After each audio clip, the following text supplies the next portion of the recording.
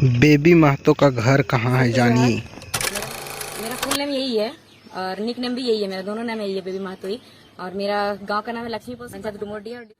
और मेरा क्वालिफिकेशन में ग्रेजुएशन फाइनल ईयर में हूँ, अभी फाइनल नहीं हुआ है मेरा। जमशेदपुर वुमेन्स कॉलेज की स्टूडेंट हूँ और मैं एनसीसी होल्डर हूँ।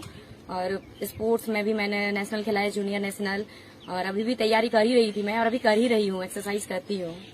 अच्छा, तो आप एनसीसी के आप स्टूडेंट हैं, स्पोर्ट्स से आंदोलन में आने के पीछे की क्या कहानी है? मैम, सबसे पहली बात तो है कि मैं वहाँ विधानसभा घेराव पे गई थी।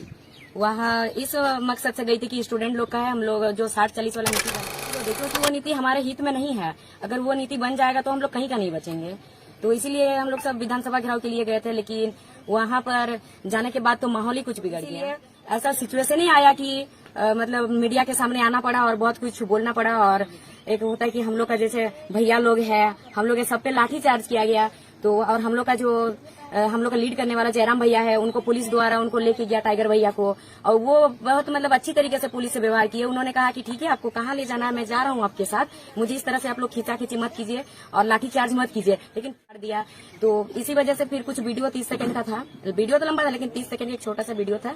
वो वीडियो इतना ज्यादा वायरल हो गया कि उसके वजह से नाम किया गया मेरा क्रांतिकारी लिखाई है। अच्छा, तो जैसे हम लोग सुनते आए हैं कि आपको झारखंड की शेरनी कहा जाता है, तो अगर आपको झारखंड की शेरनी कहा जाता है तो इस हिसाब से आपकी रिस्पॉन्सिबिलिटीज भी काफी ज्यादा बढ़ गया है। जी बिल्कुल बढ़ गया, क्योंकि कहीं ना कहीं स्टूडेंट्स, इतने सारे स्टूडेंट्स थे, तो कहीं ना कहीं उन लोग को लगा कि जब मैं बीच में आवाज उठाई तो उन लोग लगा कि नहीं, एक लड़की है और इतने सारे लड़कों के बीच 2 ही लड़की गए थे और उसमें से इतना ये बोली आवाज उठाई, तो इनमें एक होता है ना कि शेर वाला जिगरा चाहिए होता है।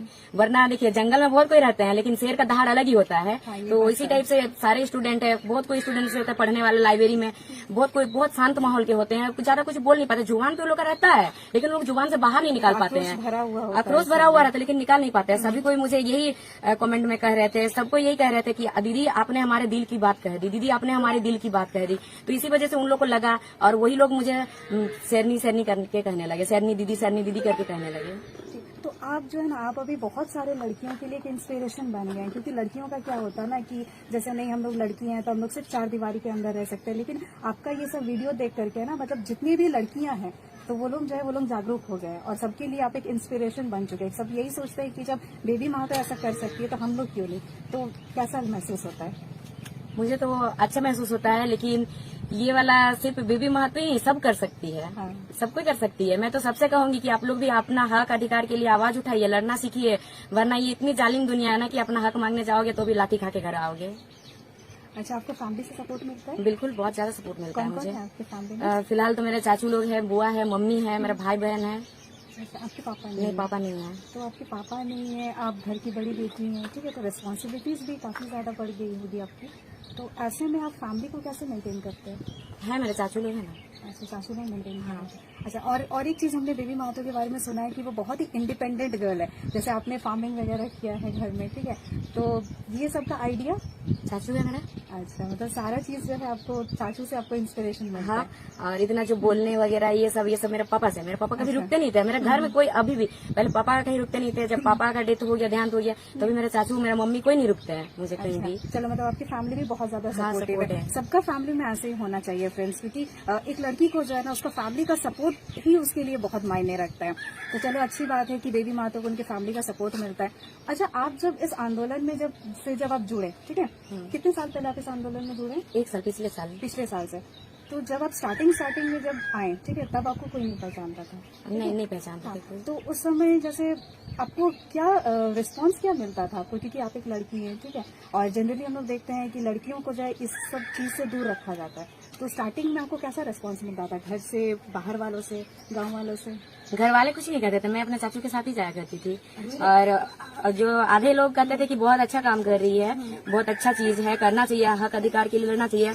और कुछ लोग तो अनाप शनाप बहुत कुछ उल्टा पुल्टा बोलते थे। कोई तो जैसे एक वीडियो में मैंने कहा था कि शादी नहीं होगा तुम्हारा शादी लायक हो चुका है, तुम इस तरह से घूम रही, घर में रहो ना, पढ़ाई लिखाई करो ना। तो पढ़ाई लिखाई तो करती हूँ मैं, फिर एनसीसी भी कर रखा है, स्पोर्ट्स भी खेलती हूँ, लेकिन अपना हक के लिए लड़ना चाहिए। अगर हम लोग अपना हक के लिए नहीं लड़ेंगे तो क्या फायदा हमारा पढ़ लिख के। जो पुरखे हमारे थे, हमारे जो पहला जो पीढ़ी था, वो लोग इतना लड़ के इतना कुछ लिया, अपना झारखंड अलग किया है सब कोई बिहार से। तो उन लोग पढ़े लिखे थे नहीं, लेकिन फिर भी उन लोग में इतना ये था। और अभी हम लोग पढ़ लिख के अगर ये चीज नहीं कर सकेंगे तो हम लोग को खुद पे एक ये करना चाहिए। सही है। अच्छा, अभी जैसे हम लोग देख रहे थे, हम लोग अभी जैसे जमाना आ गया तो इसमें एजुकेशन, जॉब एंड सैलरी, ये तीनों चीज जो है हम लोग के लिए बहुत ज्यादा इम्पोर्टेंट है, ठीक है। तो ऐसे में आप स्टूडेंट्स या सरकार को आप क्या संदेश देना चाहेंगे? सरकार से यही संदेश देंगे कि इतने सारे स्टूडेंट्स है, सारे स्टूडेंट्स का ये भविष्य के साथ खिलवाड़ा ना करें, क्योंकि ये स्टूडेंट्स सारे रूम में रहते हैं, रूम में रह के लाइब्रेरी में पढ़ाई करते हैं। कितने स्टूडेंट्स के पेरेंट्स हैं जो कि जमीन बेच के पढ़ा रहे हैं, कितने कोई अपना ज्वेलरी बेच के पढ़ा रहे हैं, कितने कोई मतलब अपना खाना से पेट मार के अपना खुद का थोड़ा थोड़ा पाई पैसा बचा के अपने बच्चों को पढ़ा रहे हैं और बच्चे को बाहर में रख रहे हैं। तो कहीं ना कहीं उनका एक उम्मीद है कि मेरा बेटा आगे जाए, नौकरी करे और हमारा घर परिवार का स्थिति थोड़ा सुधरे। लेकिन ये चीज सरकार को थोड़ा सोचना चाहिए, ऐसा नहीं करना चाहिए। अब उनका लाइफ के साथ खिलवाड़ा नहीं करना चाहिए। स्टूडेंट्स का क्या कहना चाहिए? स्टूडेंट्स को यही कहेंगे कि अपना हक के लिए लड़ो, आप लोग सब आवाज उठाओ। ये जो 60-40 वाला नीति लागू करने जा रहे हैं सरकार, इसे रोकना ही है हमें किसी भी तरह से। अगर नहीं रोके तो आज तुम लोग सड़क पे 2 दिन उतरोगे, अगर आज ये सरकार ये चीज लागू कर दिया तो जिंदगी भर के लिए हम लोग को सड़क पे आना पड़ेगा। तो फ्रेंड्स, ये थी बेबी महतो, ठीक है, जिसे हम लोग झारखंड की शेरनी कहते हैं। ये वाकई में ये एक शेरनी है। अच्छा, एक लास्ट क्वेश्चन, ठीक है, मतलब आप में इतनी पॉजिटिविटी, इतनी एनर्जी आती कहाँ से? अभी जो मेरा वीडियो वायरल हुआ है उसमें काफी ज्यादा मुझे ट्रोल किया जाता है, ट्विटर में भी ट्रोल हो रहा है मेरा, और काफी कोई फोन करके भी डिमोटिवेट कर रहे हैं, और काफी कोई फेसबुक, इंस्टाग्राम में। लेकिन जितना मतलब रफ्तार से मेरा ट्रोल हो रहा है ना, उतना ही उसका 2 गुना रफ्तार से मुझे मतलब एक एनर्जी ये भी मिल रहा है। क्योंकि देखिए, जब तक ट्रोल कोई करेगा नहीं, हम आगे नहीं बढ़ेंगे। और इतना सपोर्टेड स्टूडेंट लोग का है और मेरा फैमिली का है कि, और जो जितना जैविक एसएस के भैया लोग हैं, ब्लैक टीम वाले लोग रोज मुझे कॉल करते हैं। मेरा चाचू भी एक चीज कहते हैं, मेरी मम्मी भी कहती है, कुछ नहीं होगा तुझे, अगर तेरे नाम पे एफआईआर होगा ना, होने दे, चले जा जेल, कोई फर्क नहीं पड़ता, जाओ, यही चीज कहते हैं। और सारे स्टूडेंट्स कहते हैं कुछ नहीं होगा, अगर आपको कुछ हो गया ना तो हम लोग दिखा देंगे सरकार को स्टूडेंट्स पावर, सब यही कहते हैं। और हमारे भैया है जयराम भैया, वो भी ये कहते हैं कुछ नहीं होगा तुझे। तो फ्रेंड्स, आप देख सकते हैं कि हमारी शेरनी वाकई में एक